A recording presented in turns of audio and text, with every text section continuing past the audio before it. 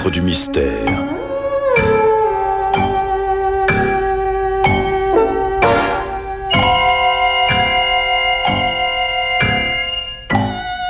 Pierre Billard a choisi pour vous Un soleil de plomb de Michel Lebrun, adaptation de Jean Châtenay, avec Philippe Mareuil, Lucienne Givry, Rosie Vart, Roger Carrel, Nicolas Amato, Pierre Olivier, Pierre Delbon, Christiane Lasquin, Anne Fournet, Maurice Chevitte, Henri Virlejeu et Marie-Jeanne Gardien.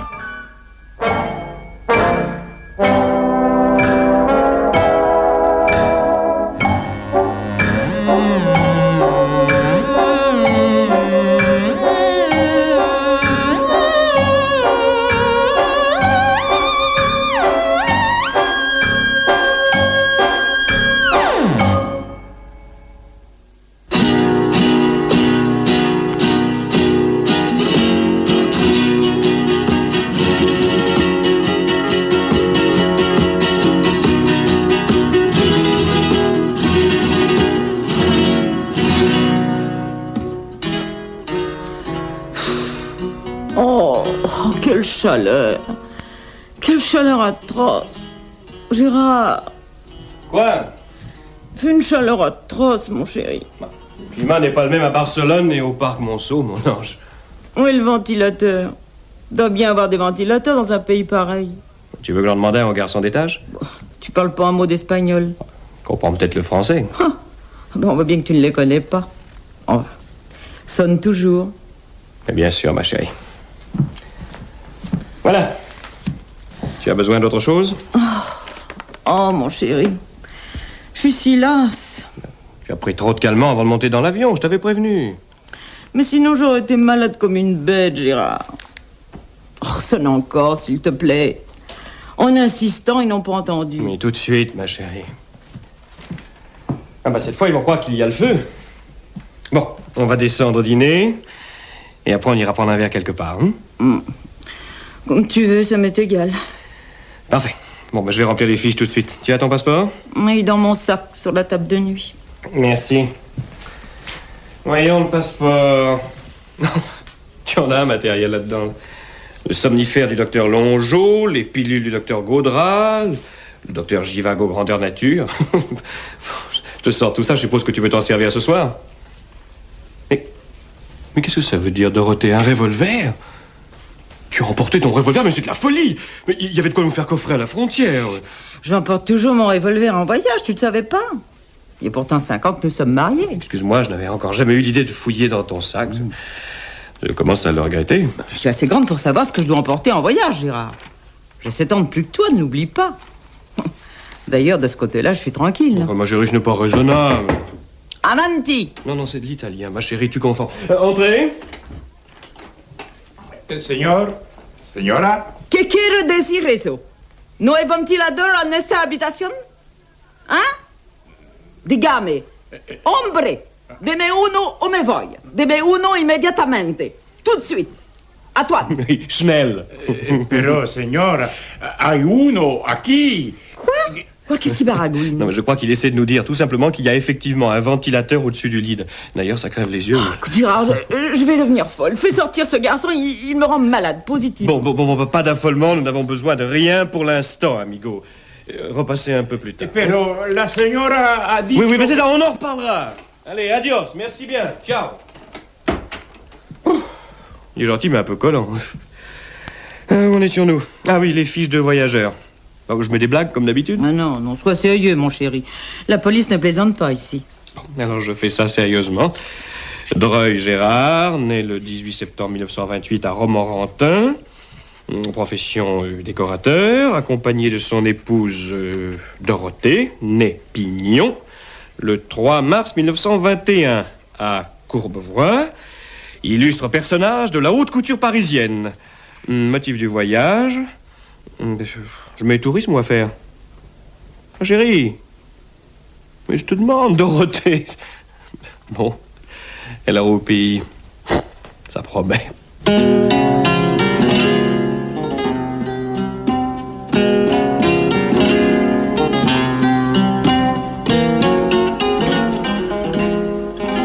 Mozo. Señora. Dos horchatas. Muy bien, señora. Qu'est-ce que tu lui as demandé?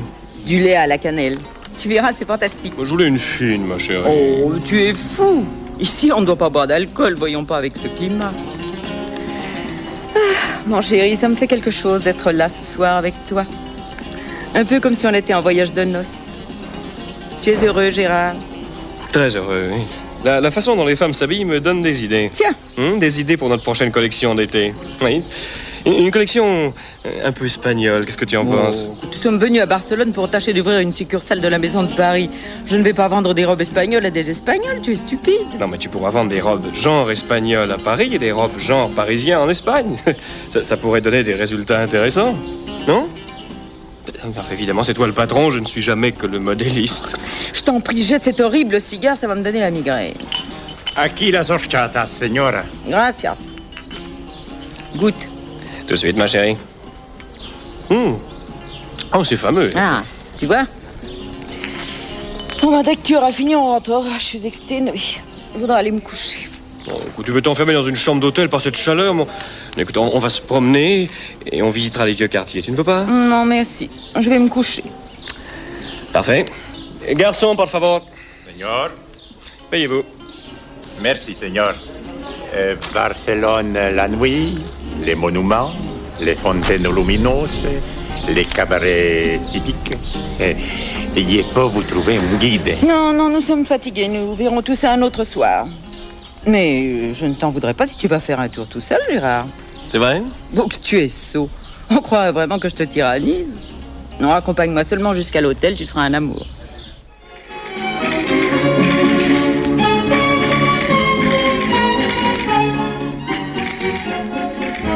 French Pictures, c'est very naughty. Jolie photo, monsieur. C'est un peu cet seulement. Fous-moi la paix. Non, mais vous voulez une señorita, monsieur? Fous-moi la paix, je te dis. Vous voulez un défi de cabaret? N'importe laquelle je peux présenter, vous savez, c'est cher, hein? Vous comprenez, c'est des artistes. J'ai fini par te botter les fesses, mon petit gars. Ah bon, excusez-moi, French Pictures. C'est impossible. Je dois rêver une photo d'elle. Une photo de Pascal à la porte d'un cabaret de Barcelone. What's the difference if I say I'll go away when I know I'll come back on my knees someday? For whatever my man is, I am his forever.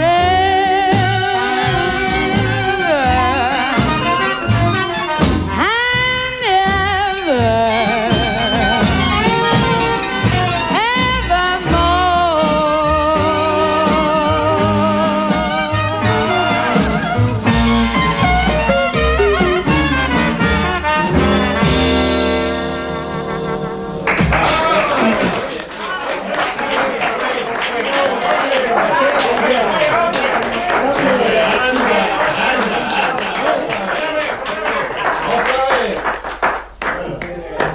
Gérard, mais qu'est-ce que tu fais là? Ma foi, je me le demande. Je suis venu en touriste. Tu savais que je chantais dans cette boîte? Non, pas du tout. Je passais. J'ai vu ta photo dehors. Et tu passais comme ça, tranquillement. Je crois quand même pas que je te cherchais depuis 5 ans. Pourquoi non? Je ne pensais pas à toi. Enfin, ce soir, en tout cas. Et brusquement, cette photo a tout remis en question. Tu n'as pas changé? Toi, si. Tu es plus fort, plus étoffé. Je travaille toujours dans la haute couture. Et toi, il y a longtemps que tu exerces par ici? En Espagne, oui. J'ai chanté un peu partout. Oh, ici, je suis presque une vedette. Tandis qu'en France... Et tu es marié? Non. Toi, oui? Depuis 5 ans? Heureux? Bien sûr. Bonsoir, Pascal. Ah, bonsoir, Pérez. Gérard, je te présente Pérez de Faber, un de mes amis, qui est quelqu'un de très important à Barcelone. Pérez, voici Gérard Dreuil, un vieil ami de Paris. Bien sûr. Heureux de vous connaître, monsieur. Je vous prie de m'excuser, mais j'ai quelques mots à dire à Pascal. Je vous la rendrai dans une minute. Mais je vous en prie. Évidemment, il fallait s'y attendre. Et il fait au moins une tête de plus que moi. Il a de l'allure. Et c'est quelqu'un de très important à Barcelone. Voilà que je suis jaloux de ce type, ma parole. Après 5 ans, c'est un monde. Eh ben, pour une fois, Dorothée avait raison, j'aurais mieux fait d'aller me coucher. Con la esperanza de que en un mañana tal vez nos querramos más.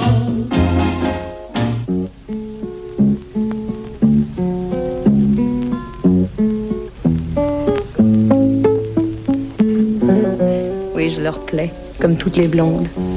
Et ils adorent les chansons américaines, alors autant en profiter. Je vais partir bientôt pour les Baléares. Je dois faire 15 jours au Tito, à Palma. Tu connais Majorque? Non, pas du tout, c'est la première fois que j'y vais en Espagne. Vrai? Première fois, ça fait toujours un gros effet. Tu es à Barcelone depuis longtemps? Nous sommes arrivés en avion cet après-midi. Avec ta femme? Oui. Ce soir, elle était fatiguée, elle a préféré rester à l'hôtel. Ah. Je la connais? Je crois, oui. Dorothée. Dorothée? Non. Mais si. Le ver de terre a épousé l'étoile.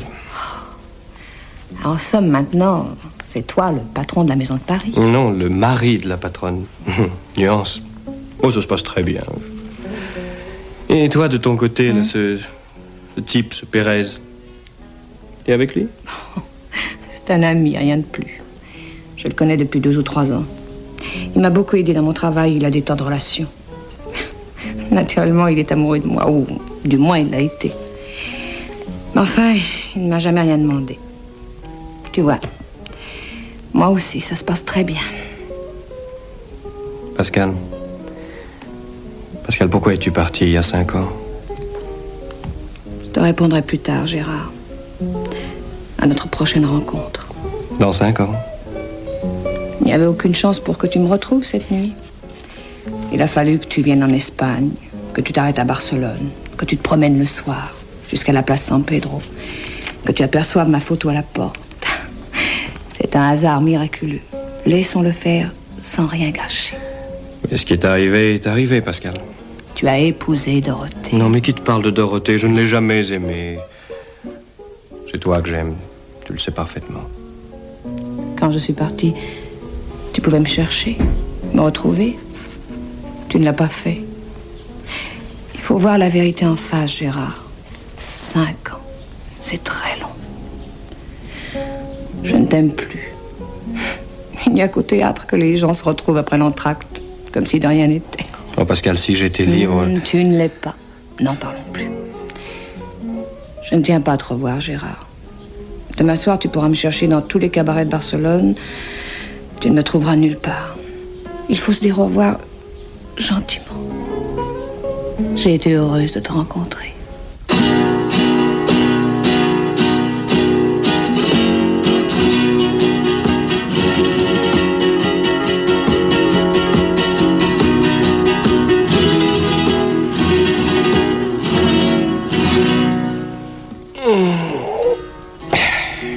Quelle heure est-il? 11h, mon chéri. Oh, il fait une chaleur épouvantable. Tu as bien dormi? Oh non, affreusement mal. Tiens, bois ton café. Il n'est pas fameux, mais enfin... Non, ça me dit rien. Force-toi un peu, sois raisonnable. Ah, pendant que tu dormais, j'ai pu téléphoner à Paris. Cet imbécile de Valton a déjà laissé filer 2 commandes, dont une de la comtesse de Fenouville. Dommage. À quelle heure es-tu rentré? 3 heures, pourquoi? Pour savoir. Où es-tu allé pendant tout ce temps? Oh, je sais pas, je suis baladé. Tu as dansé quelque part? Mais tu sais bien que j'ai horreur de ça. J'ai trouvé un cheveu de femme sur ta veste. Une blonde. Dorothée, je n'ai dansé avec personne et je n'ai tenu aucune femme blonde dans mes bras cette nuit. Non, malgré mon sex appeal extraordinaire, je n'ai eu aucun succès. Mais tu sais bien que je ne suis pas jaloux, Gérard. T'aimes seulement savoir ce que tu fais, voilà tout. Mais je te l'ai dit, alors maintenant, fiche-moi la paix. La prochaine fois, quand je t'offrirai de m'accompagner, tu accepteras, comme ça tu pourras me surveiller tant que tu voudras. Mais mon chéri, je ne cherche pas à te faire une scène. Bon, allez, habille-toi, on va sortir. Faut pas rester enfermé dans cette chambre, on étouffe. Oh, où veux-tu m'emmener? Mais n'importe où, à l'air libre. Tiens, on va descendre jusqu'au port. Une promenade en bateau, ça t'amuserait? Bon, tout ce que tu voudras, mon amour.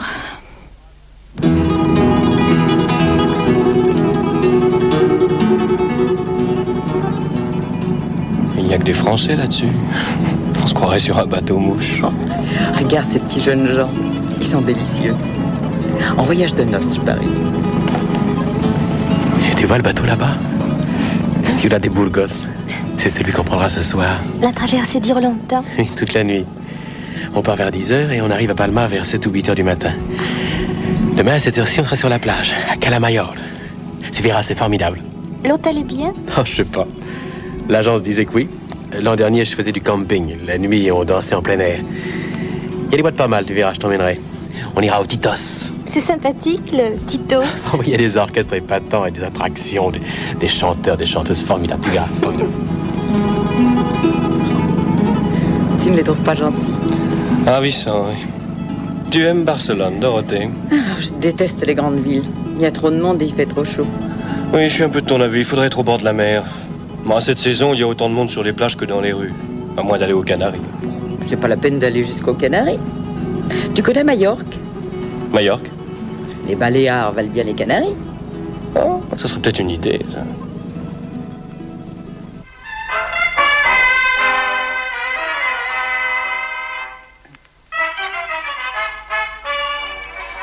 Gérard, Ma chérie. tu veux me changer le parasol de place, s'il te plaît? Le soleil me cuit les jambes. Le sable est brûlant. Mais bien sûr, ma chérie. Voilà. Tu permets que je coupe le poste, cette musique m'abrutit. Oui, coupe-la. Tu aimes Majorque? Énormément. Tu as une idée merveilleuse de nous amener ici. Tu ne crois pas qu'on pourrait plutôt monter la succursale à Palma? Je me demande si ça ne serait pas mieux qu'à Barcelone, après tout. Ici, rien qu'avec les touristes, il doit y avoir moyen de se défendre. Et puis, ça serait original. Ma foi, pourquoi pas? Oh, j'y ai déjà pensé sérieusement, d'ailleurs. J'ai vu une boutique à vendre ce matin, sur le Paseo Franco. On me demande 600 000 pesetas. Oh, mais les affaires sont déjà bien avancées. Je suis une femme de tête, mon petit Gérard. Tu irais me chercher une orangeade? Mais tout de suite, Dorothée.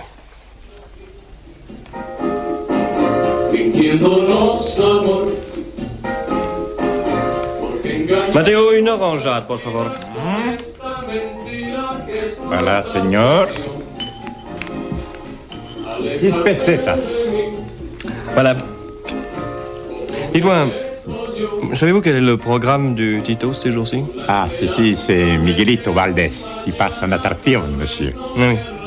Et, à partir de demain, c'est une chanteuse française. Si, elle chante surtout des chansons américaines.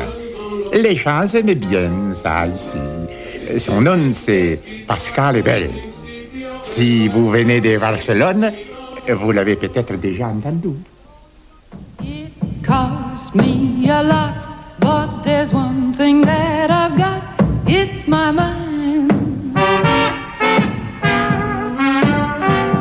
Cold and wet, tired you bet, but all that I soon forget with my mind.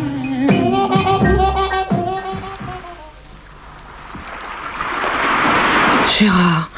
Oh, Gérard, tu n'aurais pas dû... Mais il fallait que je te retrouve, Pascal. Oh, j'aurais fait n'importe quoi.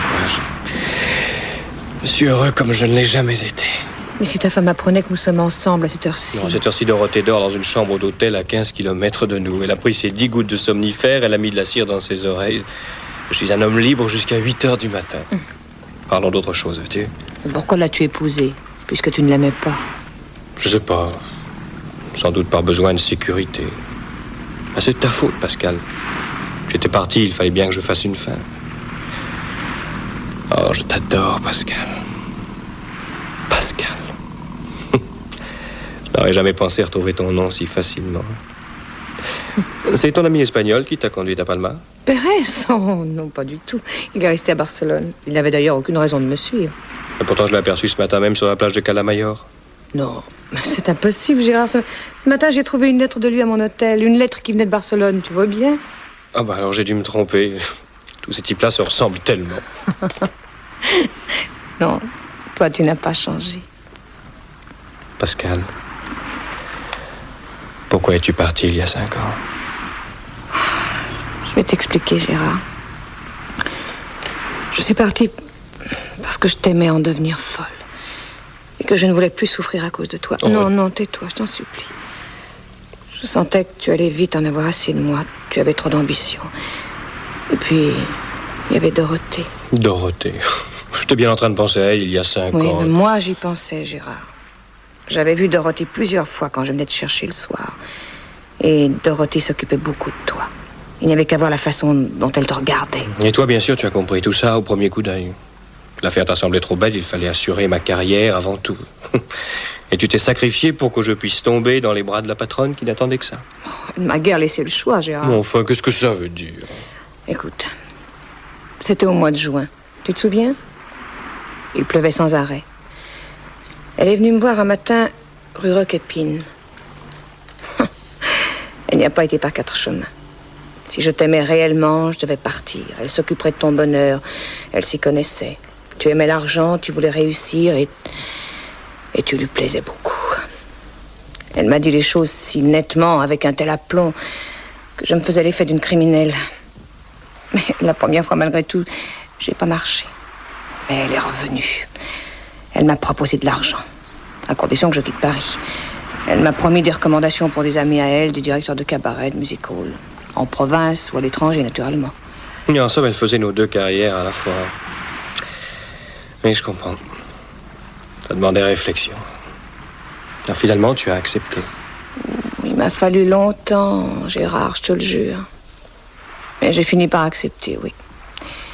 Il y avait Dorothée et il y avait toi. Je ne voulais pas souffrir par toi. J'ai préféré partir. Oh, bien souvent, j'ai eu envie de revenir sur ma promesse, de te revoir, de te dire la vérité. Mais il était trop tard.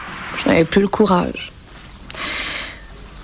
Pourquoi a-t-il fallu que nous nous retrouvions après toutes ces années, Gérard? Qu'est-ce que tu as, Gérard? Oh, la sale bête, la sale bête.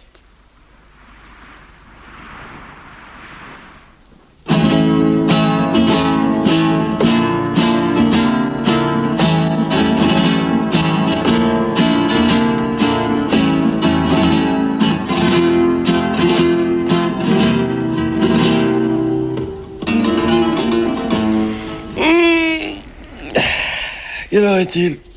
8 heures, mon chéri. Tu as bien dormi? Oui, très bien, et toi? Non, mal, comme d'habitude. Tu as vu ta montre? Elle est toute rouillée. Oui, je me suis lavé les mains sans la retirer hier soir. Mais ma parole, tu fais les valises? Oui, nous partons demain soir. J'ai fait retenir les places d'avion. Quoi? Qu'est-ce que c'est encore que cette lubie? On part, mais en quel honneur? En l'honneur de rien. J'estime simplement que nous sommes restés ici assez longtemps. Il y a du travail qui nous attend tous les deux à Paris. Alors demain soir, adieu Palma. Tu n'es pas d'accord? Enfin... Bon, comme tu veux, seulement tu prépares déjà les bagages pour demain soir? Oui, on viendra les enlever demain matin. Or, j'ai l'intention de passer la journée entière sur la plage. Quant à toi, si je me souviens bien, tu voulais faire une excursion avec les gens de l'hôtel. Mais j'en ai toujours l'intention. Ah, tu vois bien que je dois tout préparer. Ça me paraît lumineux. Tu m'accompagnes jusqu'à la plage. J'arriverai jamais à emporter tout mon barde. À vos ordres. Dépêche-toi si tu ne veux pas manquer l'autocar. Oh, n'oublie pas le poste de radio. Entendu, je te suis.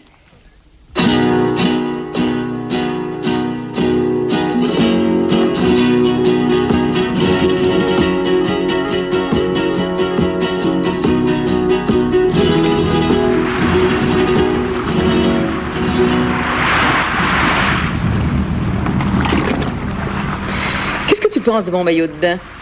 Je l'ai acheté hier après-midi. Oh, pas cher du tout. Mais aussi sexy que possible. Bon, je te pose le parasol. Oh non, non, non, pas là. Le sable a l'air sale. Un peu plus haut. Voilà, comme ça. Ah, et tends-moi la natte, je vais m'installer. Il suffit que j'ai la tête et les épaules à l'ombre. Très bien, merci. Bon, n'oublie pas de changer le parasol de place quand le soleil tournera. Non, sois tranquille, mon chéri. Au revoir, passe une bonne journée. Merci, toi aussi. Oh, avant de te sauver... Oui? Sois un amour. Va me chercher une orangeade. Mais tout de suite, ma chérie.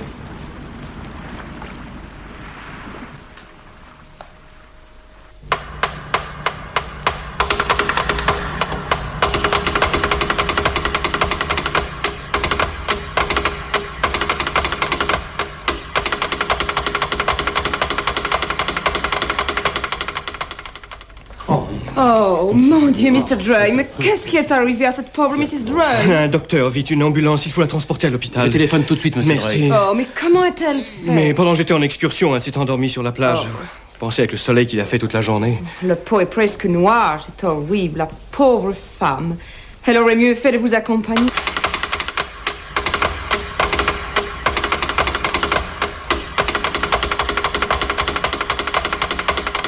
Monsieur Drey, je suis désolé. J'ai fait tout ce qui était dans mon pouvoir. J'en suis certain, docteur. Elle est morte? Oui, sans avoir repris connaissance. Voyez-vous, votre femme a commis une imprudence assez fréquente. Elle s'est endormie en plein soleil et elle y est restée plusieurs heures. Ensuite, elle s'est sentie malade, n'est-ce pas? Elle a dû essayer de s'en aller, mais elle était déjà trop faible. Elle est entrée dans le coma 1 heure après son arrivée à l'hôpital. Saignée, ponction lombaire, rien n'y a fait. Sincèrement, je suis navré. C'est un accident stupide.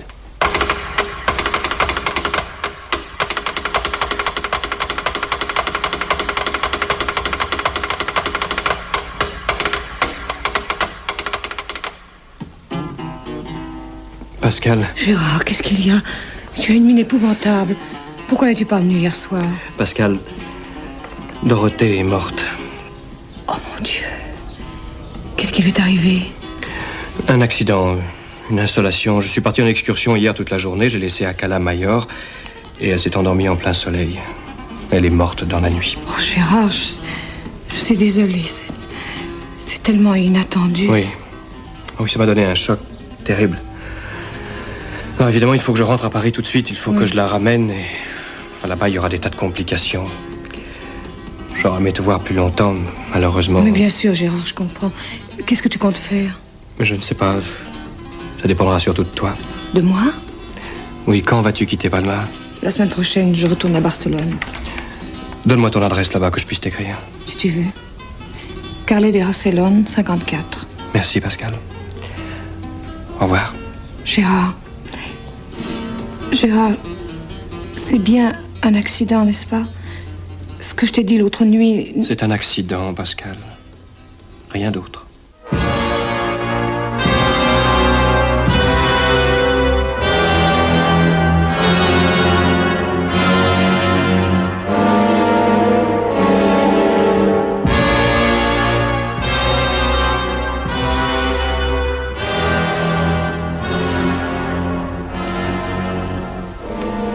Ça n'a pas été trop pénible, monsieur?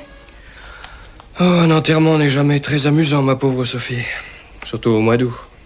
J'ai serré la main à des tas de gens qui n'avaient jamais rencontré ma femme. Ils m'ont dit des paroles très émues. Le tout sous un soleil de plomb, c'était parfait.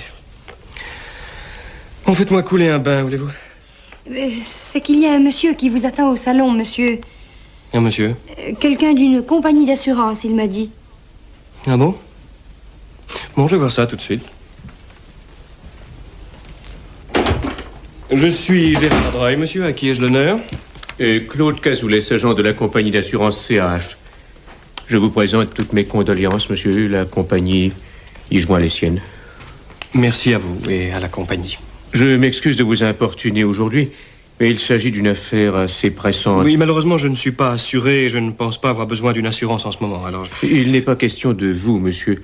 Du moins, pas directement. C'est au sujet de l'assurance vie de Madame Drey.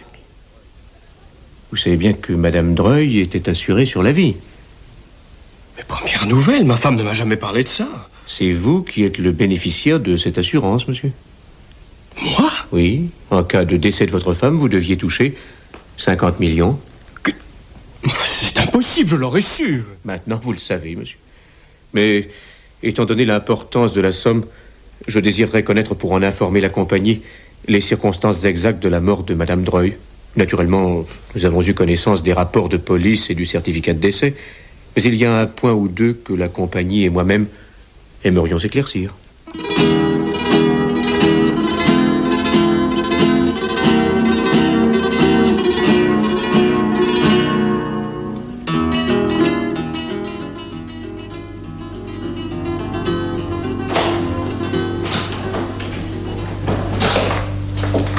¿Qué quiere usted, señor?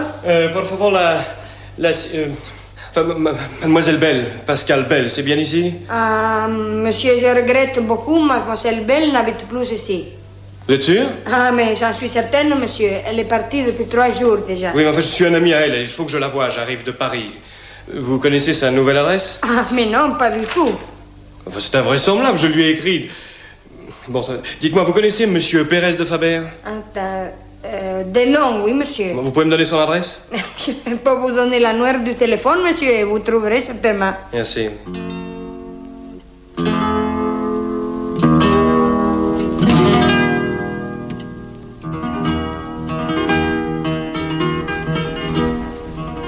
Bonsoir, monsieur Dreuil. Bonsoir, monsieur de Faber. Mon coup de téléphone vous a surpris, je suppose? Pas du tout, je vous assure. J'ai beaucoup entendu parler de vous ces jours derniers par notre amie commune, Pascal. Ah, très bien. Je vous ai invité à dîner au Tibidado parce qu'il y fait meilleur qu'en ville dans la soirée. La nuit est venue, on a une vue magnifique sur les lumières de Barcelone depuis les terrasses au-dessous du restaurant. Nous irons y faire un tour tout à l'heure. Vous verrez, c'est une véritable féerie. Oui, monsieur de Faber, je suis venu ici pour apprendre de vous où est Pascal. Je suis passé à l'adresse qu'elle m'avait donnée. On m'a dit qu'elle était partie depuis 3 jours. Pascal? Oui. Elle n'a laissé aucun message pour vous? Aucun, non. Oh. Dans ce cas, cher monsieur, c'est qu'elle ne désire pas vous revoir. Naturellement, je sais où elle est. Mais j'attends que vous me le disiez. Parlons franchement, monsieur Dreuil. Pascal m'a tout raconté. Votre liaison autrefois, son amour pour vous, sa fuite ordonnée par votre femme. Quand je vous ai vu pour la première fois auprès de Pascal, j'ai compris qu'il se passait quelque chose de grave. Du moins pour moi. Vous l'aimez? Oui. Et je pense qu'elle m'aime aussi. Oh, de façon un peu différente, bien sûr. Mais elle m'est très attachée. Voilà pourquoi je me suis opposé à ce qu'elle vous revoie.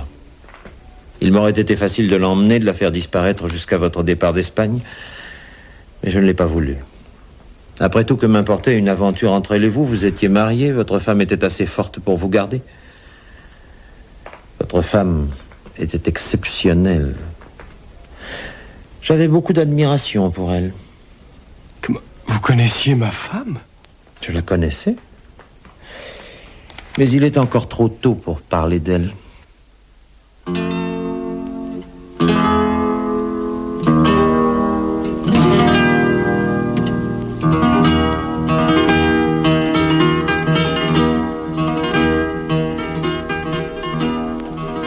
Que pensez-vous du paysage, monsieur Dreuil? Magnifique. Barcelone est illuminée tous les soirs. Pendant la belle saison, oui. Ah, évidemment, ce n'est pas Paris. Vous avez séjourné longtemps en France? Toute mon enfance. Ma mère était française. Et ne vous penchez pas trop, cette terrasse en surplombe une autre d'une 15aine de mètres. Il y a souvent des accidents ou des suicides. Monsieur de Faber, à présent, vous allez me dire où est Pascal? Pas encore, monsieur Dreuil. Pascal m'a raconté bien des choses sur votre compte, savez-vous? Après vous avoir rencontré, elle hésitait. Elle croyait vous aimer de nouveau. Elle avait envie de vous revoir, de tout vous dire au sujet de votre femme, mais elle redoutait les conséquences. Elle est partie pour Palma. Je l'y ai suivi sans le lui dire. Et je vous ai vu, vous, là-bas, avec votre femme. Ah, c'était donc bien vous sur la plage? Oui, ce jour-là, j'ai commis une imprudence. Je vous ai suivi quand vous êtes allé chercher Pascal au Tito's, après le spectacle. Vous êtes resté longtemps dehors la nuit en question?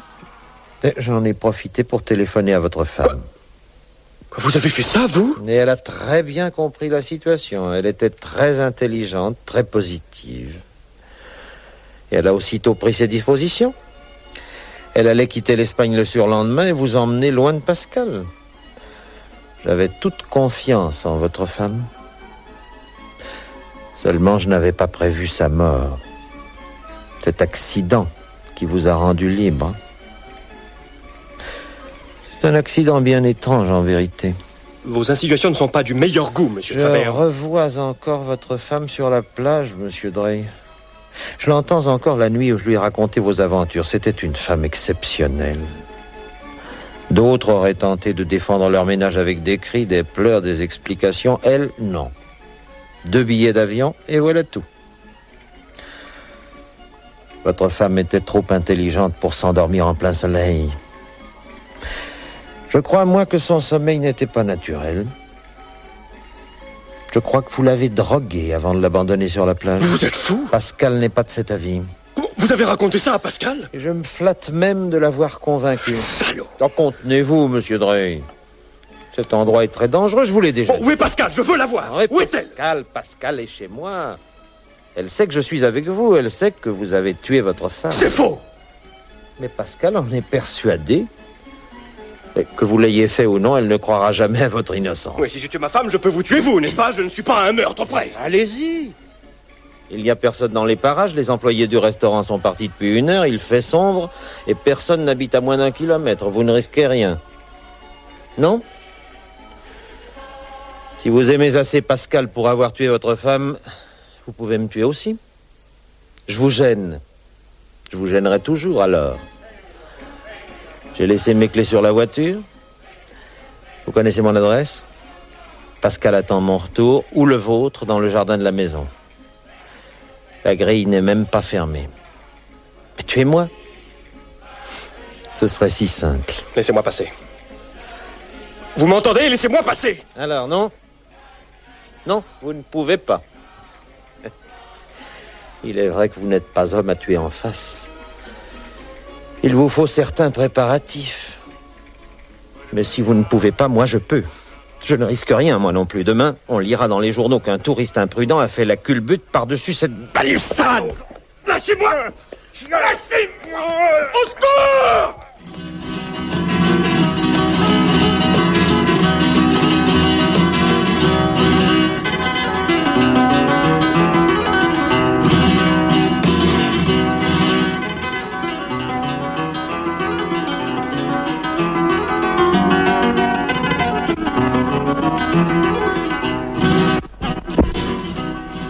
Oh, c'est toi.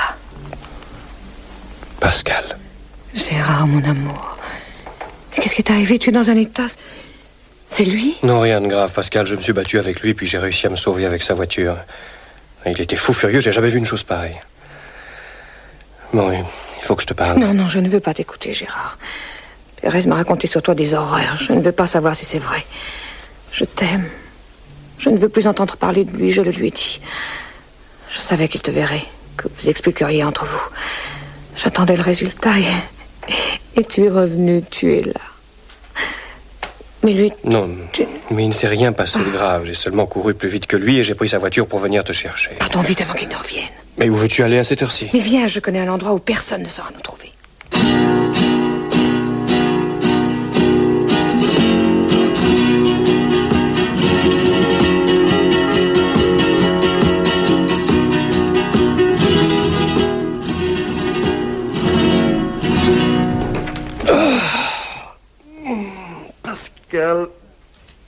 Pascal, où es-tu? Elle est partie, monsieur. Pas loin, rassurez-vous. Mais qui êtes-vous? Qu'est-ce que vous faites chez moi? Commissaire Jiménez, monsieur. Vous êtes bien monsieur Dreuil? Non, mais qu'est-ce que vous me voulez? Où est Pascal? Nous avons arrêté cette demoiselle alors qu'elle était en train d'acheter un complet d'homme, à 2 pas d'ici. Sans doute pour remplacer votre costume qui a l'air très abîmé. Nous vous cherchions tous les deux depuis 6 heures du matin. C'est sans doute votre compagne qui vous a indiqué cette cachette. C'est une des meilleures cachettes de Barcelone. Nous la connaissons très bien. Je n'ai pas voulu vous brusquer. J'ai attendu votre réveil. Il fait une chaleur d'enfer dehors. Ça me fait du bien de rester assis un moment dans cette chambre. À présent que vous êtes réveillé, je vais vous demander de vous habiller, de me suivre. Mais en quel honneur, s'il vous plaît? Monsieur Dreuil, vous êtes accusé de meurtre sur la personne de l'honorable seigneur Pérez de Faber. Quoi? Ne protestez pas. Ne commettez aucune imprudence. Derrière cette porte, 2 de mes employés vous attendent. Vous savez, ces jeunes gens habillés en vert, avec ces chapeaux de cuir qui amusent tellement les Français.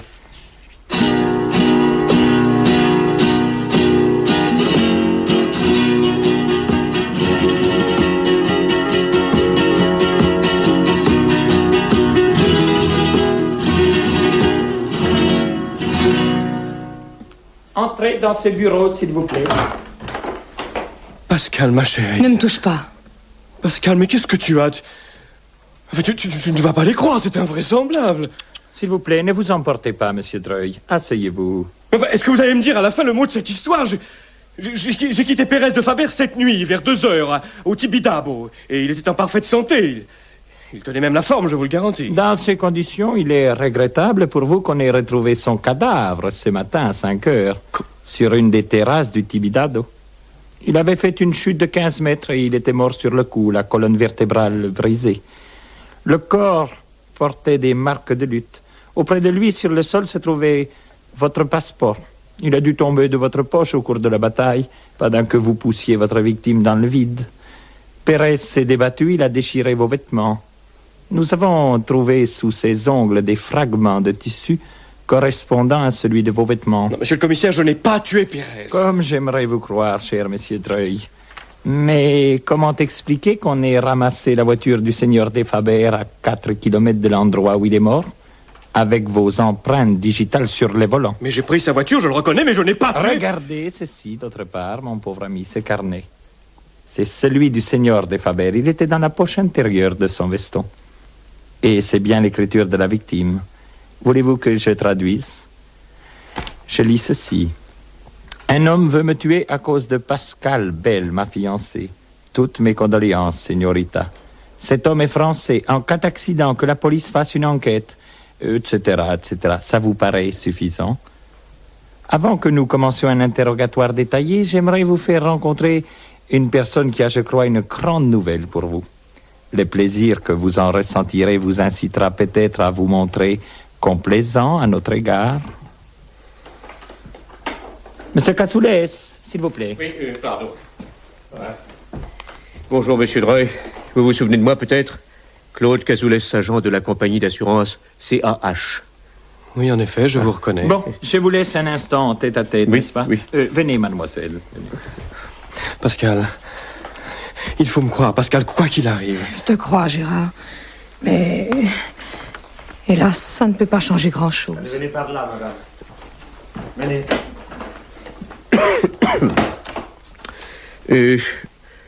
Je m'excuse d'intervenir en ces pénibles circonstances, monsieur Dreuil. Mon travail m'a conduit en Espagne ces jours-ci. Le commissaire Jiménez est un ami de notre agent à Barcelone.